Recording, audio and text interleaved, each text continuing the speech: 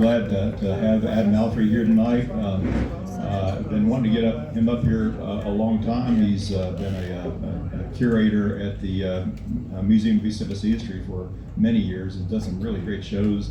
And the baseball one is fascinating. It really is. And have a look at it if you haven't seen it yet. Who's been to the Smoky Stadium so far? A few folks. I've been there once. I'm going to be there again this weekend. It's just it's like a dream come true. I keep thinking I'm pinch me. I'm not sure this is really happening in my hometown.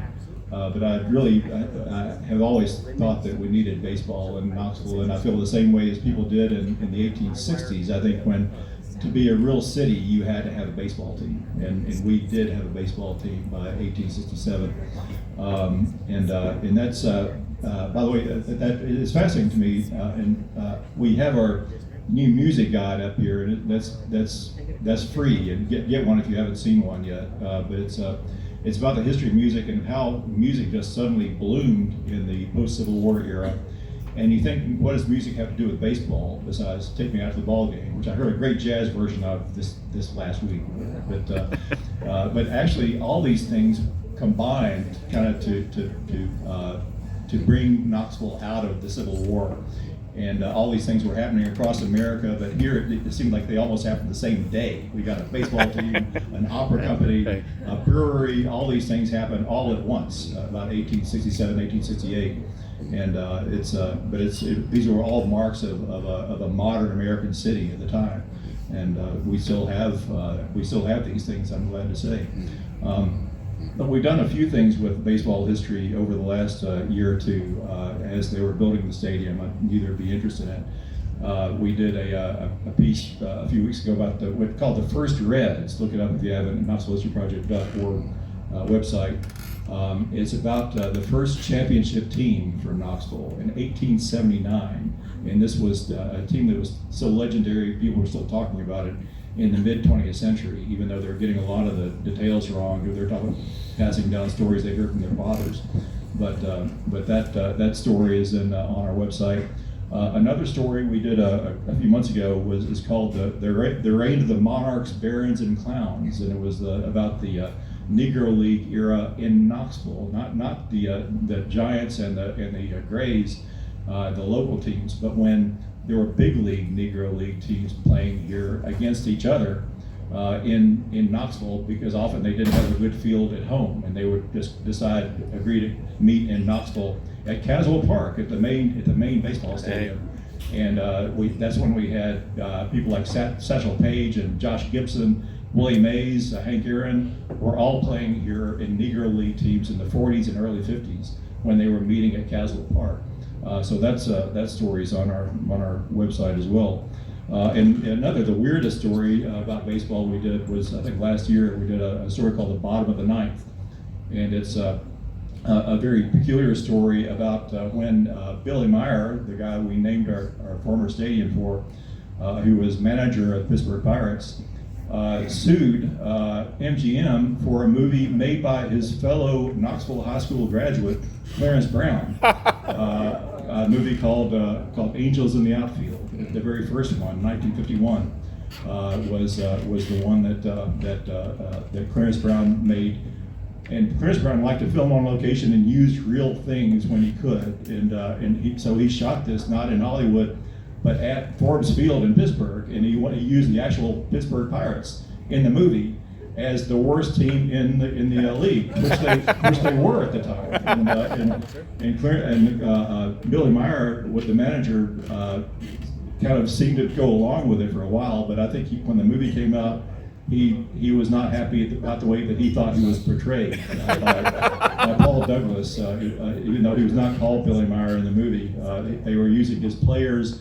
And Paul Douglas plays this real blowhard of a clueless manager, and Billy Meyer, looking at it in retrospect, started saying, "Well, I think they thought that was me," and so he sued MGM and actually won. But this didn't come out until there was a tax issue later. You tried to keep it on the lowdown, but. Anyway, long story, but it's all you can read about it in our thing. It's called The Bottom of the Ninth. But anyway, without further ado, I want to introduce my good friend Adam Alfrey, who's unlike he's not just a historian, but he lives history because he co-founded the local vintage baseball league, and I hope we'll talk about some of that this evening. And this is an extreme sport. If you've ever seen this, it's like extreme sports people and nerdy historians who are playing baseball. But it's a fascinating thing to watch. Often out at Ramsey House, I've seen games at Wells Park and other places over the years. But it's great that you brought that back, that 1860s rule baseball with no gloves, among other things. But anyway, Adam Alfrey, thanks. Thank you so much, Jack. I should, just before I forget to tell this story, vintage baseball was the only way that I've ever gotten on ESPN highlight reel, and also Real Sports with Brian Gumbel and HBO. So I did not see that in my high school yearbook coming about, but it eventually happened. So glad to be here this evening. As Jack mentioned, we have at the History Center right now a really great exhibition called Home Runs and Home Teams. Has anybody been out to see the exhibition yet?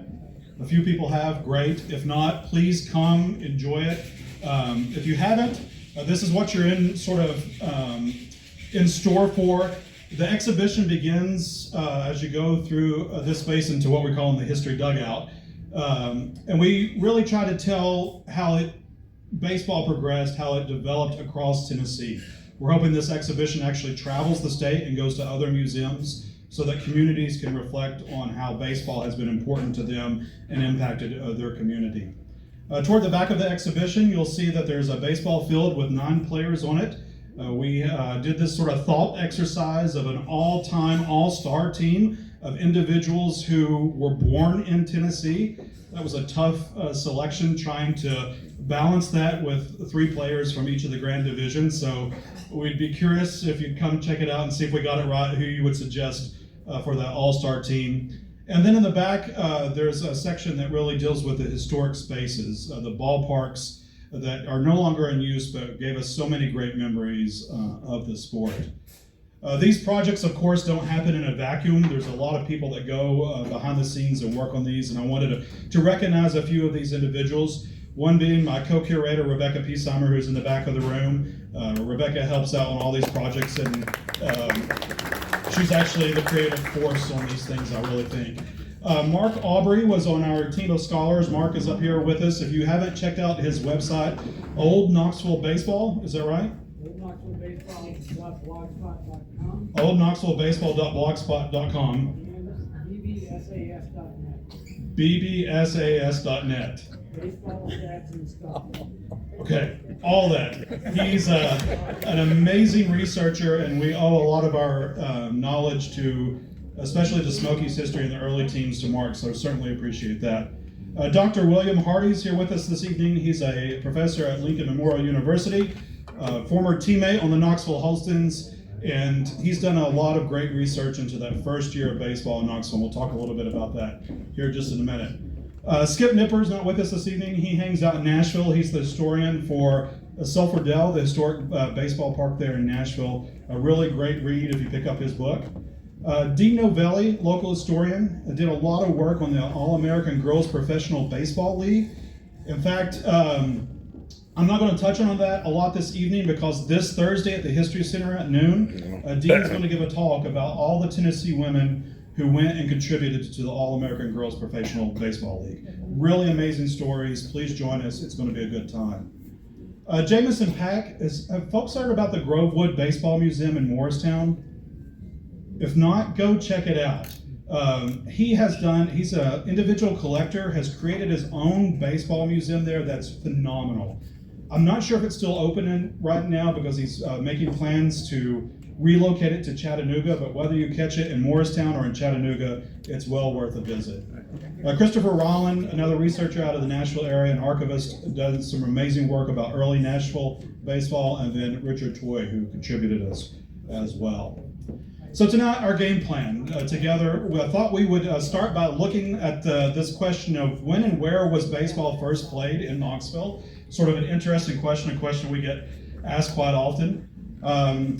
With a parallel of 9 innings, I thought we'd share 9 stories from the exhibition that I hope people will enjoy. Sort of some fun trivia that you can share the next time you're out with friends, and hopefully we'll have some time at the end for questions. So the first question, when and where did we begin playing baseball in Knoxville? I don't know where you all would start that investigation, but I started it here. In the big inning, right? But not truly. Our story actually starts with this gentleman right here, Samuel Billingsdow. In 1865, thanks, Pat. That was a really aggressive, not good joke. I would say it struck out. So our story begins with Samuel Billingsdow. In 1865, in this image, he was in his mid-20s, up-and-coming merchant in Knoxville, becoming active in all things going on in Knoxville. Our story actually doesn't begin with him there, though. It begins with him here much later in 1920. By this time, Sam Dow was among the last individuals left in Knoxville who had a memory of early baseball days.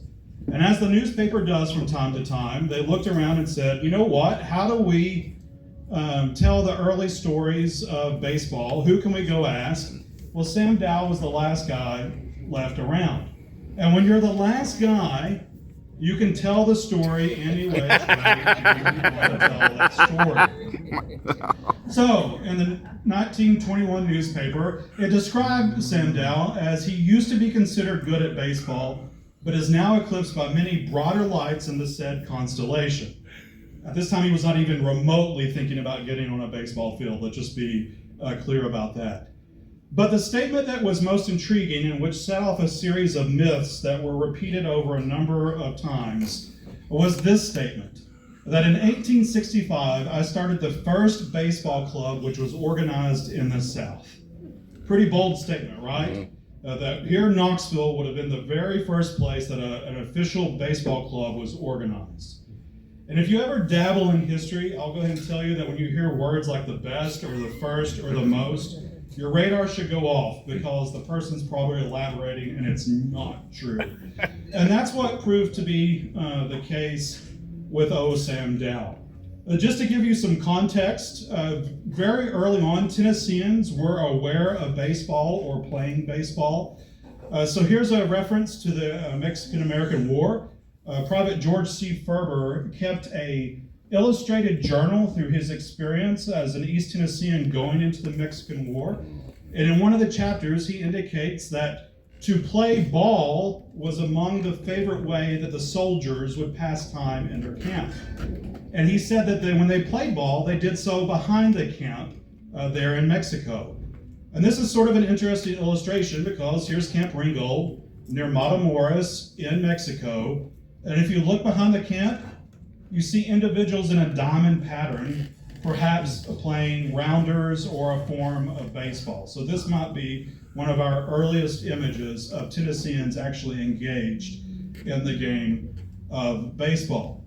That, of course, was not a formalized club. He said that they founded the first club in the South.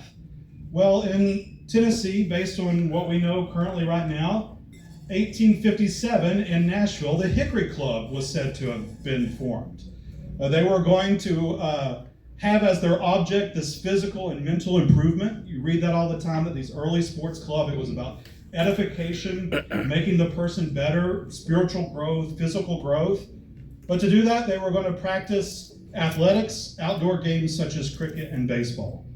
We don't know if the Hickory Club actually ever played baseball. Just a few months later, there was an article saying, we wish more people would pick up this game of baseball. But by 1860, another club had formed in Nashville, and they were playing baseball on the Edgefield side of the Cumberland River. So we think that's on the east side of the Cumberland River. If you've ever been to downtown Nashville and know where the Tennessee Titans Stadium is, it's probably in that vicinity where these early clubs were playing baseball in Nashville. More importantly, about the claim in the South, prior to around 1860, all of these cities also had baseball clubs. So we certainly were not the first in the South. So we've crossed out that portion of his statement. Should stop and pause the action just for a moment right here and talk a little bit about this myth of the Civil War being the thing that spread baseball. You may have heard that if you're a baseball aficionado or researcher, that it was the Civil War that really moved the knowledge of baseball around. That's not true. If you look across the country, towns were very aware of playing ball games together, even all the way to the West Coast. What varied was the style of play. There were variations of the game within it. And I would argue that the Civil War actually does that. It helps people come together and come to a defined set of rules that come out of the game. But it also teaches them that they need other people, some organization to really play the game. You need teams coming together in an association, and that's what you see erupt after the Civil War, are associations of teams. But back to Sandow. What about the statement of 1865? Did we really just lay down our arms from the Civil War and pick up baseball bats and go playing baseball? Seems a little like we'd had other things to worry about for at least a couple of years, right? Well, this is what he remembers. He says, in 1865, right after the end of the Civil War, that two teams formed. The Knoxvilles made up of the former Unionists and the Holstons made up of Confederates. I.e., we were going to still fight the Civil War, but this time on a baseball field. He said that team organizations happened in Cooper's Billiards, and he said home plate was put about where Woodruff Hardware now stands, and we hit in the direction of the viaduct. A lot of cool stuff in his memory there, right? So let's see what we know. We do know that there was a place, Billiards, that was owned by a Cooper. So Star Billiards, J.L. Cooper was the proprietor. This is that famous 1866 image of Gay Street looking north from Maine. And right in this vicinity is Star Billiards. There's the sign. Here's the sign for T.M. Schleier, the individual who took the image. So that part is interesting. And lo and behold, there was ample space for a baseball field right where Woodruff's would be. So here's Union Avenue, Asylum Street, Gay Street, and then empty space. If we go back to this image from 1866, you see Knoxville had not yet moved in that direction. There was plenty of empty room for growth. And so we have this space here. He recalls that they were hitting in the direction of the viaduct. And I'll defer to Mark and William on this if I have my memory incorrect. But I'm not certain that the field would actually be an advantage to that. And there are other retellings of these early games that they said that they were hitting over homes.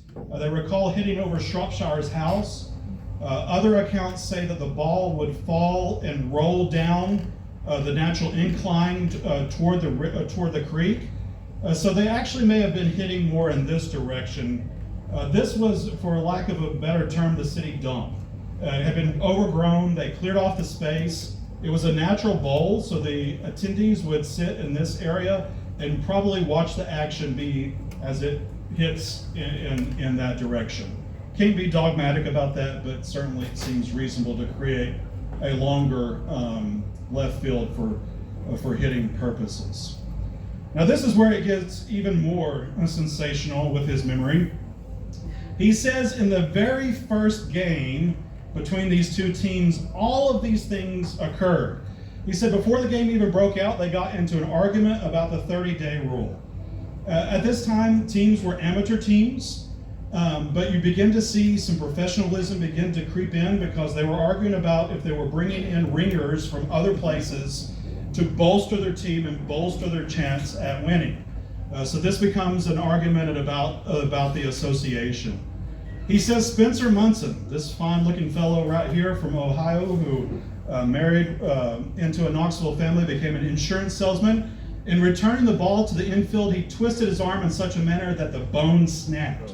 Other accounts said that the bone snap was so loud that women in attendance fainted over the sound of his arm snapping.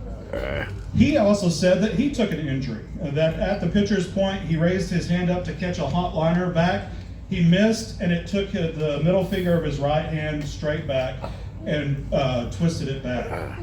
He also said that one of the Holston center fielders got under a ball, lost it in the sun, and when it came down, it hit him directly between the eyes. He was knocked unconscious, and they had to call an ambulance. Knoxville beat Holston handily by 17 runs. Pretty epic game, right? Drama beforehand, lots of injuries, lots of runs. But did it happen? No. This is our recount of the first game, and as you can see, it's just one simple paragraph that the first game came off on May 4th, may the force be with you, 1867. And the counting happens just 4 days later in the newspaper. It does say that the Knoxville club was victorious, but all those other memories were valid. He witnessed all those things. They just played out over the course of an entire season. He conflated them into one game for the story. So it's a really interesting sort of dive into that. And another shameless plug, come out on June 25th it is, to the History Center.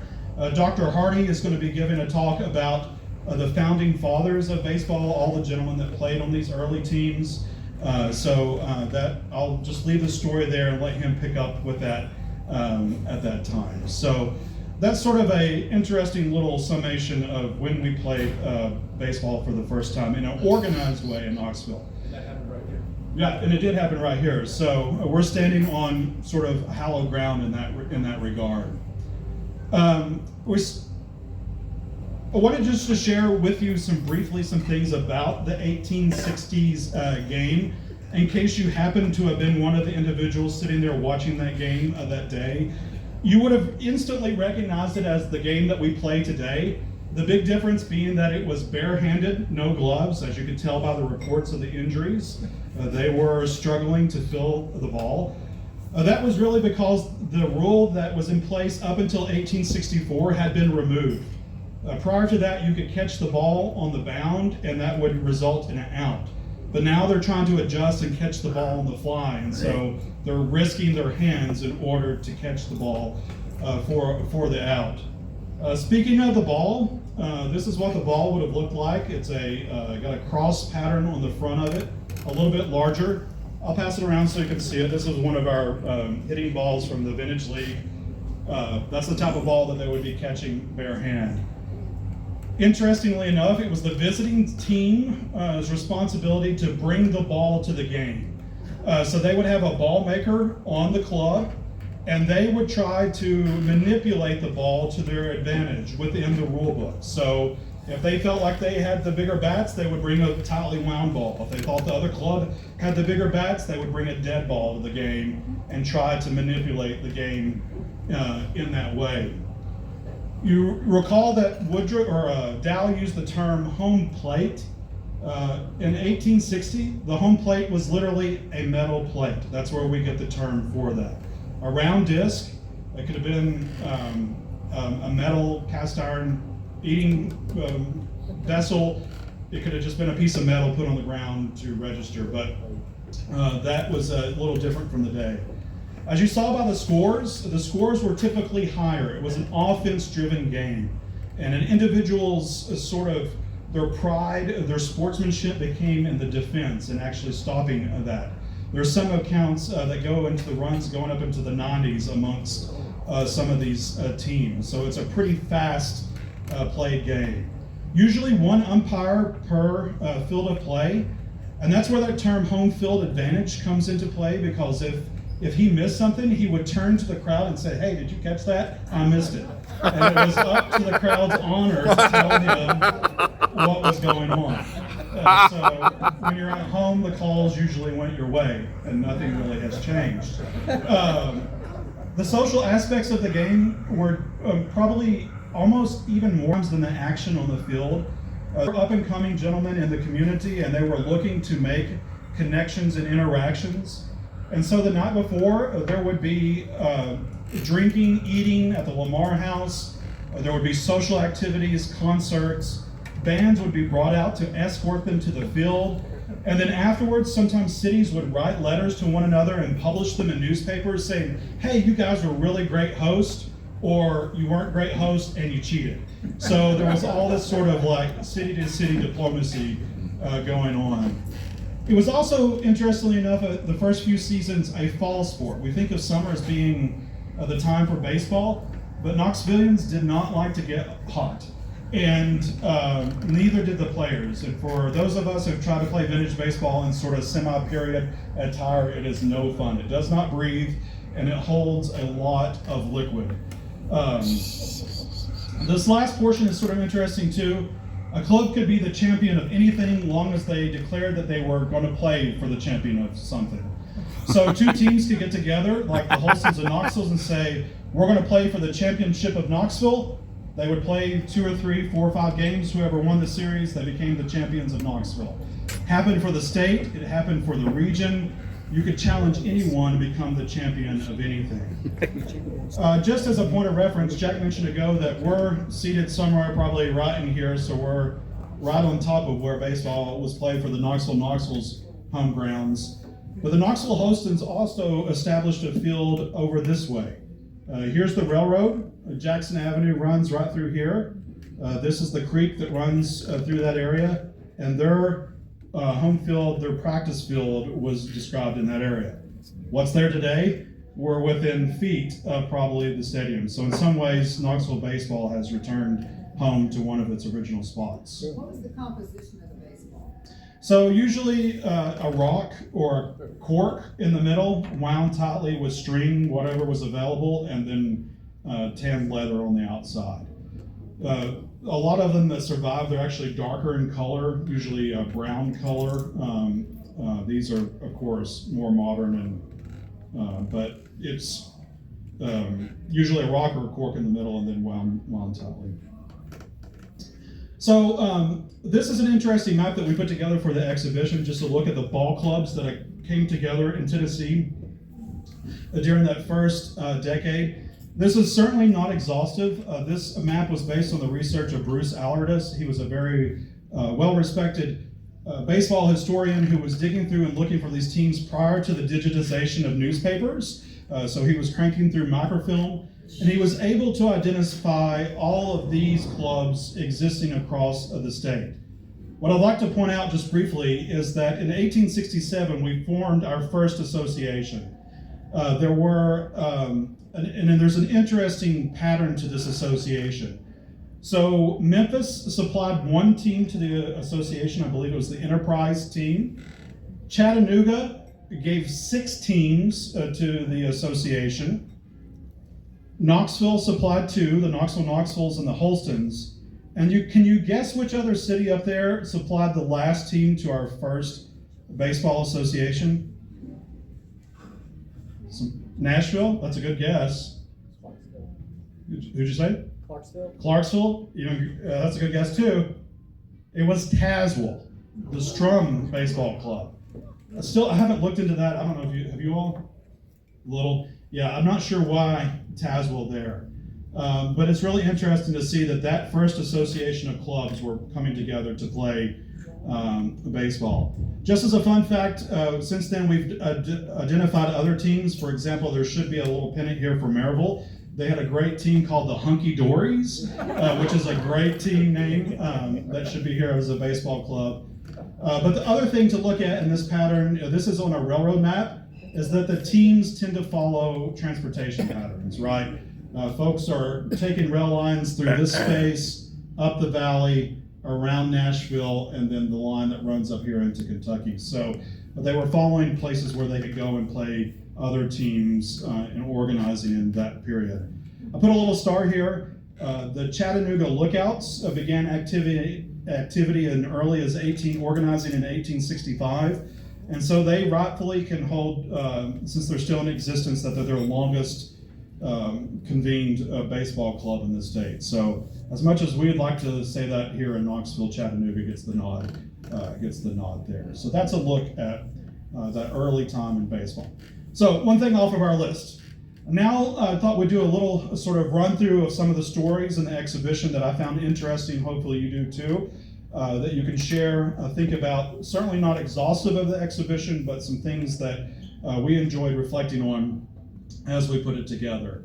So our first story, this might be surprising to you, but 30 Tennessee communities have hosted a minor league baseball team at some point in their existence. Today we usually think of the larger communities as hosting those minor league teams, but when you look at the map, it's pervasive across time and across the state. And again, you see patterns. They follow 75, 40. These conglomerate has to do with the bordering states and teams up that way. They were moving players around based around transportation. The other aspect that's interesting is they tend to find in small towns that had manufacturing or manufacturing facilities. And that was really a coping mechanism during this first part of the 1900s.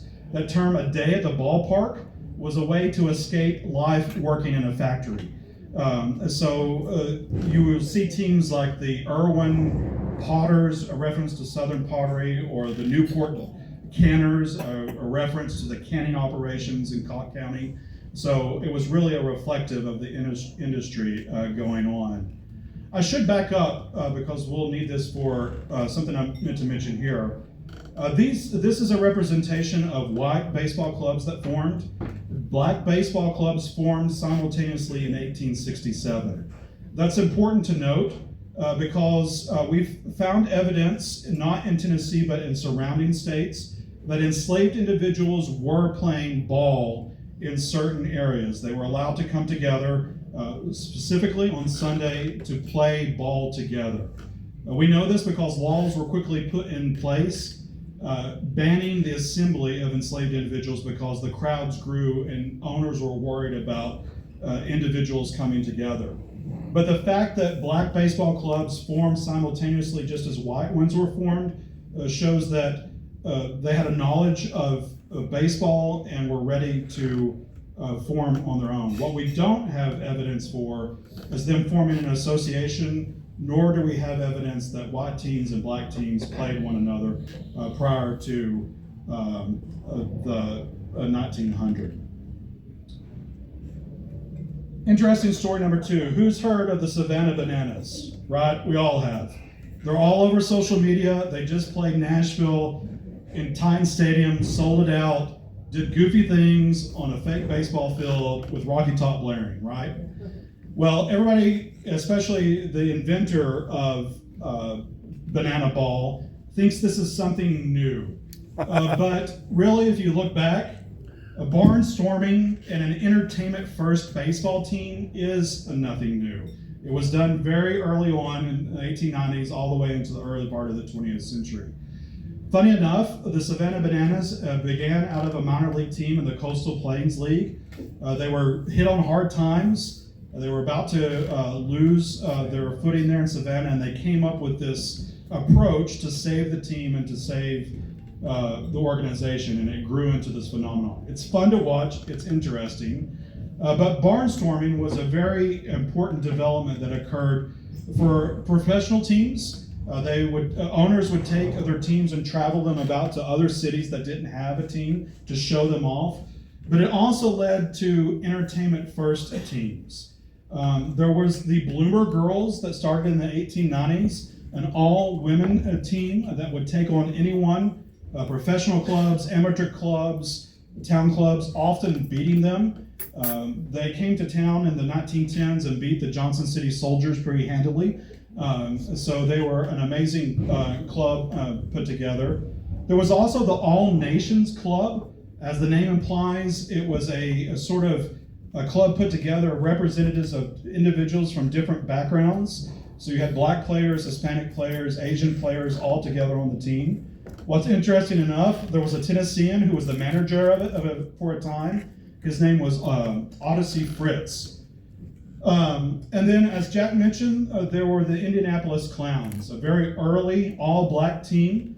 They actually existed through the Negro League teams and then disbanded. They were the last black team to come out of the Negro Leagues and disband in the 1980s? Did they go that far? Wow. Maybe late 70s. But toward the end, they had sort of taken on that Harlem Globetrotter-esque material or type to their playing style. But of all of these that I just mentioned, this one's probably the most intriguing for the folks that have come to visit the exhibit. This was a barnstorming team known as the House of David baseball team. It was a money-making scheme, for lack of a better term, for a religious cult out of Michigan that was started in 1903. One of their tenets was that the male participants in the group, in the enclave, could not cut any of their body hair. And so they had long beards, long hair, and they traveled about the country at a time when gentlemen were usually clean-shaven to play a very hairy version of baseball. And all I can think about every time I see these images is a team bus without air conditioning, all the windows down, and hair everywhere when they traveled around the country. But they played, especially in the upper East Tennessee area, quite often, coming to the area to play in like Johnson City, Irwin, those communities. I had to work in a story that I really like, so this is story 2.5. Has anybody ever heard about water baseball at Chilhowie Park? So this was a phenomenon for several years beginning in 1911, and it was instituted by this gentleman right here, Fred Shanton. Fred lived out in Fountain City, and he was known for his vegetarian diet and his physical prowess. He loved to tell the newspapers about how great his physique was and how often he forced his children to eat the same vegetarian diet, much to their dismay. This is Fred.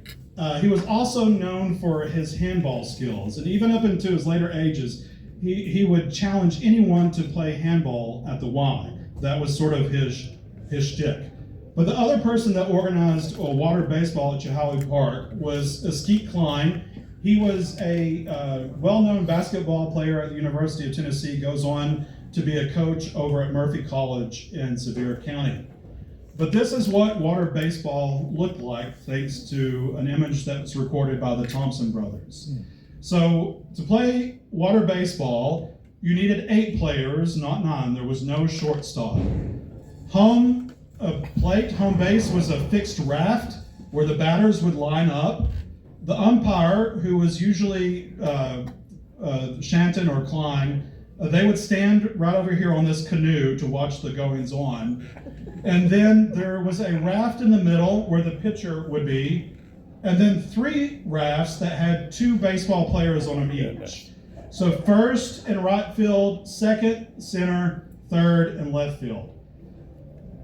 The hitter would hit a large rubber ball into the lake and then tried to swim to the base before they were put out by this ball being thrown at them or being tagged at the time they got up on the raft. Think about that for a minute. What sticks out of the water when you're swimming? It's basically your head, right? So you're going to be put out by a large rubber ball being thrown at your head while you're trying to make the base. It went on for a number of years. This image is in 1916, so they played at least for 5 years. But this was part of the Y's annual field day, and it became a sort of fixture at Chilhowie Park for a number of years. So if anybody wants to join a vintage water baseball league, that's probably our next venture to try out. This, our third story, is something that individuals may not know, and it's sort of overlooked oftentimes, but it's a really cool story, especially for Tennessee, and the role of the Civilian Conservation Corps during the Great Depression. That government-funded work program, brought a number of young men to the region to build roads, to blaze trails, to build dams in the region. And at day, they were busy doing those things, but at night, they needed something to do. And so the camps played one another in baseball. And so this is an image of CCC Camp 411 that was organized out of Smokemont in the Great Smoky Mountains. Those CCC camps would get together and play baseball at night. In fact, if you go up to Cates Cove, there's a small marker of a CCC camp. It sort of gets overlooked as you're taking the tour through the loop, but that's quite possibly where they were playing baseball in Cates Cove, is right there where that camp marker was. And because our state parks are so dependent on that CCC story, some of the Rangers get together in the summers and reenact that. So if you ever get the opportunity to go up to Alvin C. York Park in Pall Mall, a beautiful valley there, great field, they reenact CCC vintage baseball. So it's a great opportunity to go out for that. Story number 4, education, baseball, and money. I didn't, just as a disclaimer, I like Kirby Carnell. I didn't pick him as a poster child. Like, I didn't think he's like out for money or whatever. I really think he played for us well and had his heart in it. But if you look at the landscape of college baseball today, all the talk is around name, image, likeness, right? How are we compensating these players? What is it doing to the game because of the compensation? It's really nothing new. This from the Nashville Banner in February 18, 1930. There's a whole series of editorials where college and universities are basically saying we're getting rid of baseball because it's not paying the bills. This was the little poem that was put together. What's the matter with college baseball? Ho, ha, hey, it won't pay. That's why we're shoving it out of the way. And at the time, baseball was the only professional sport. And many of the college educators were saying, look, we're not training these individuals to go on to have a professional sports career. We're trying to educate them. So it became a very controversial issue. In fact, they said if at the time they preferred football over baseball because they didn't see anyone having a career in football ever. So pretty interesting that is come back around sort of full circle. We all know the story of the color line being breached in baseball, April 15, 1947, when Jackie Robinson crosses and breaches the color line. The thing that I think we forget is that baseball and Major League Baseball was not fully integrated for another 12 years. And in that ensuing decade, these teams, even though they were beginning to integrate, still had to deal with segregation and in ways that were unique to building teams. And I wanted to share this story because it's really touching. Kurt Flood and Buddy Gilbert. Buddy Gilbert is from Knoxville. Buddy's still with us. He's a very nice gentleman, lives out in Fountain City. But they were together and touring the South on the farm team for the Cincinnati Reds. And they would stop at restaurants and hotels, and many times Buddy could go in and get a meal, but Kurt was denied those same opportunities. And if you ever read Kurt Field's autobiography, he actually says that there was one player throughout his entire career that treated him like a human, and that it was Buddy Gilbert from Knoxville. Buddy would actually go into the restaurant and would purchase a meal for Kurt and then bring it back to the bus and eat with Kurt on the bus. So that was the type of thing that team members were doing for one another. So just a nice nod to Buddy, a really cool person. Wanted to mention that in the context of some of the gentlemen that are highlighted down at the sculptures down at Smokies Park as well. Sometimes we want to celebrate their achievements as on the teams and their heroics on the field. But the story of One Wing Maddox, if you haven't got the story to read about him, a remarkable person. He lost his arm at the age of 10, but became an amazing outfielder, played not only on the championship team for the Knoxville Giants, but went on to have an amazing career. The sad thing that he had to deal with as he sort of maneuvered the world of segregation, he went back to actually teach at Morehouse College after his baseball career, came down with tuberculosis, and one historian actually believes that he passed away early in his life because he didn't receive treatment, effective treatment because he was black. So we lost One Wing probably before his full talents were shared with us. The same holds true with Still Arm Dickey, if you've ever read his story. Still Arm made it big. 25 games with winning games. Newspapers were amazed at his strength and power. He goes home to visit some family in Etowah, is involved in a skirmish there on the street, and is basically murdered. His life cut short. Go to Mark's website and read the documentation. Mark does a really remarkable job of showing what the newspaper accounts look like from a northern perspective and from a southern perspective as to how this played out. You can clearly see what the reasons were behind his untimely murder. And the same goes for Jim Tuggerson, who broke the color barrier for the Smokies and the year they win the Mountain State Championship. While he's the ace hitter or the ace pitcher for the Smokies that year, he's actually fighting legal battles back in Arkansas in the Cotton States League because he was denied to play in that league because of the color of his skin. So I can't imagine being the championship pitcher on a team, having that weight, carrying that momentum, while you're also trying to argue a legal case a few states over. So just wanted to provide the context for all these amazing players that have come through or impacted the game locally. An interesting question for story number 6. If you had to pitch to Babe Ruth and Lou Gehrig, how would you pitch those two impressive hitters? Well, that was the task set before Jackie Mitchell. Her name was Vernie Beatrice Jackie Mitchell. I'm glad she went with Jackie. She learned to pitch from her neighbor Arthur Vance. She grew up in Memphis, but then her family moved to Chattanooga. And Joe Engel, the flamboyant Barnum of the Bushes, as he was called, owner of the Chattanooga Lookouts, caught knowledge of Jackie, and he signed her to be the pitcher for the Chattanooga Lookouts on March 25th, 1931, knowing that 8 days later that Lou Gehrig and Babe Ruth were coming to town for an exhibition game.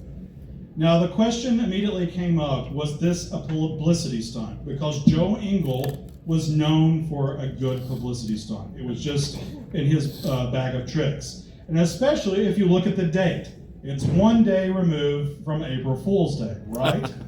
What's interesting about this, and we're going to watch it together, is that there's newsreel footage of Jackie pitching to these gentlemen, and we're going to play it, and we'll let you see if you think it was staged or if she really was able to strike out both Babe and Lou. So there she is putting on makeup, getting warmed up. Fake.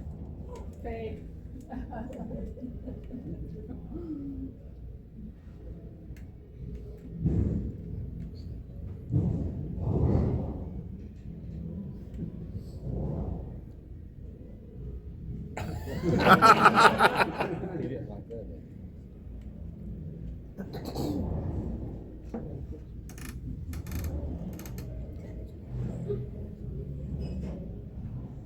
So what do you think?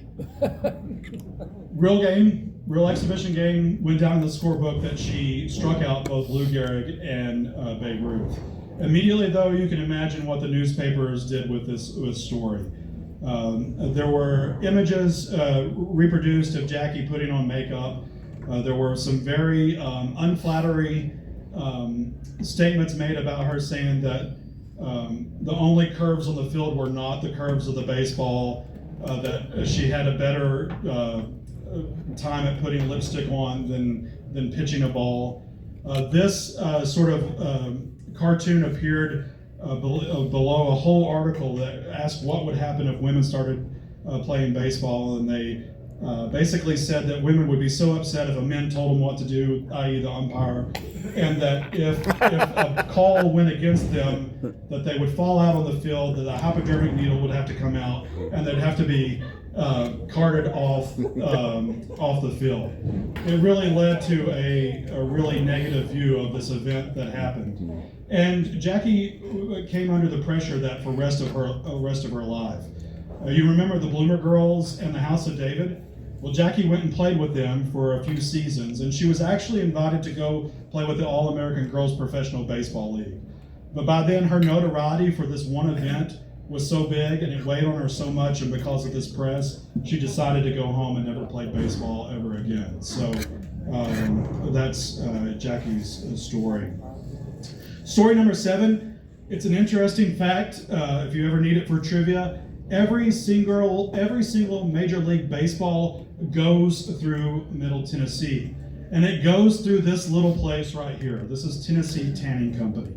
It's a division that is now owned by Rawlings Sport.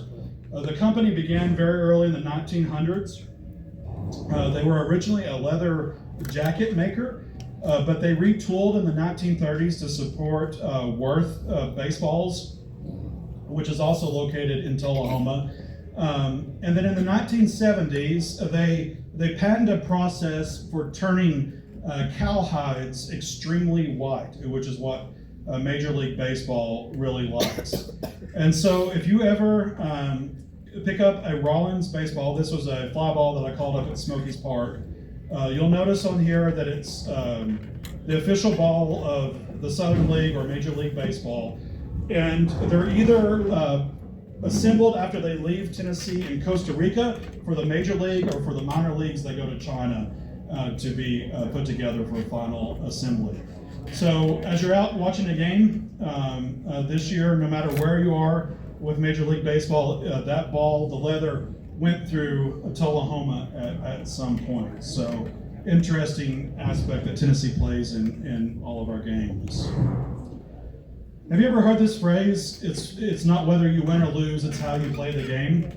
That actually came from a Tennessean, the individual that's on the screen, Grantland Rice. He was a captain for the baseball club at Vanderbilt University, and he went on to be a sports reporter and a broadcaster on early radio. He was sort of there at the height of the early golden age of recordings. But he was also a poet, and he published this poem on at the time of Babe Ruth's death. This was sort of his eulogy for Babe Ruth, and then it was later republished in a collection of poems. But this is the last stanza, and the last line, but down the roll, the final scroll shows only how he played the game. And that's the source from which we get that phrase. So the next time you say that, it's a purely homegrown Tennessee phrase. And then the final story is just to mention that the Tennessee Association of Vintage Baseball.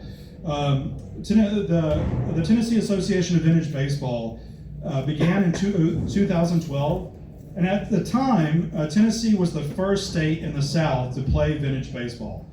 It had been a phenomenon that was played in New England and in the Midwest, but we were the first Southern state to form a couple of teams. In fact, we owe that to this gentleman right there. His name is Mama's Boy Haskins. He had seen the game played up in Illinois, and he brought it down to us.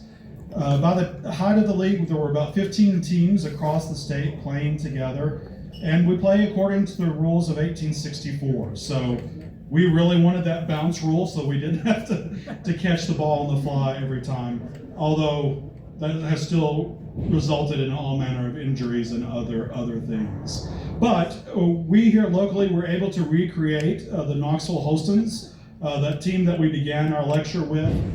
We were able to find a description of their uniforms and loosely recreate this look, so that if you do go out to Ramsey House and catch one of the vintage baseball games, you can have an experience just like Knoxvillians had back in 1867.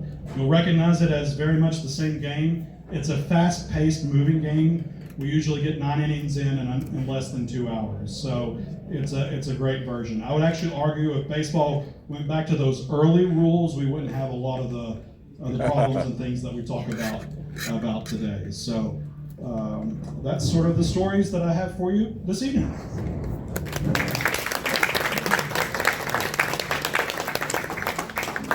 Any questions? Any comments? Yeah. How much is the bat changed over the years?